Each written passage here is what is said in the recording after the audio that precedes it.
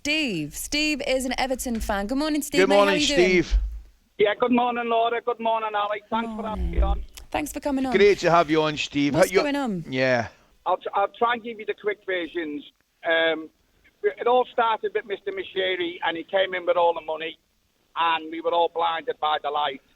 And then when you put your sunglasses on, and then when you take your earplugs out, you start seeing the real Mr. Moshiri. Very clever man, got to be with all that sort of money. But on the football sense, he doesn't want to start throwing his money into football clubs because he's going to lose a lot of money. He's the main man at Everton. I know the supporters are getting on at the board. We can't do nothing about that. He's the puppet master. He's got our board. When he says jump, they say all right, and there's nothing we can do about that. All we can do is support the lads. Moshiri's the problem. Moshiri's been the problem from day one. How many mistakes has he made? Let me give you half a dozen. Bringing in Rafa Benitez, unheard of. Massive. Ali, back me up here. Massive mistake. Yeah. Matey boy turning up in a Rolls Royce. You don't do that, you know.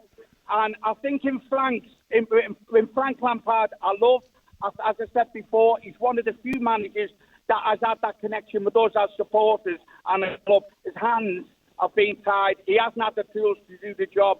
And we really need, as a club, stop having a go with the board. Moshiri again, because he is the problem. The board and Bill Kenwright, they're only going to dance to his tune, if that makes sense.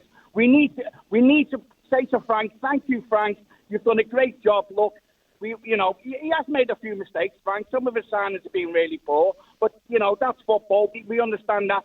For me, Ali, bring Sean Dyche in, bring Duncan Ferguson. We haven't got that connection like we had last year when we were in this, where we had the supporters fully focused on helping the lads.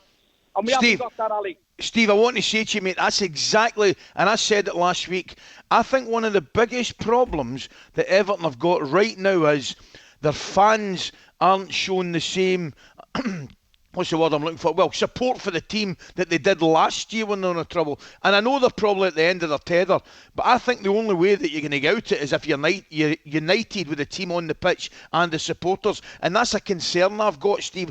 You don't look as united as you were last year. I don't, Ali, because I don't know where I don't know. I can't understand. I've said it before. I'm 60 years of age. You've got little twisted 14, 16-year-old kids meeting the lads coming out the ground and having a go at them. Gordon, Yerry Mina and stuff like that. Gordon was our shining light one of our shining lights last year. Okay, as Ed said, he's human. That's going to happen. So we need to get him back on side. Yeah. And I think in Frank Lampard, for all what he's done, for me, the final straw was Saturday. And for me, he should have went after the Wolves game. For me, the final straw Saturday.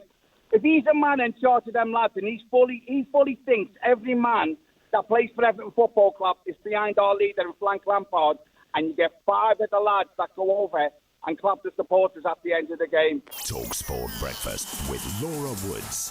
Monday to Wednesday mornings 6 till 10. On AM, on DAB, via the talkSPORT app and on your smart speaker. talkSPORT.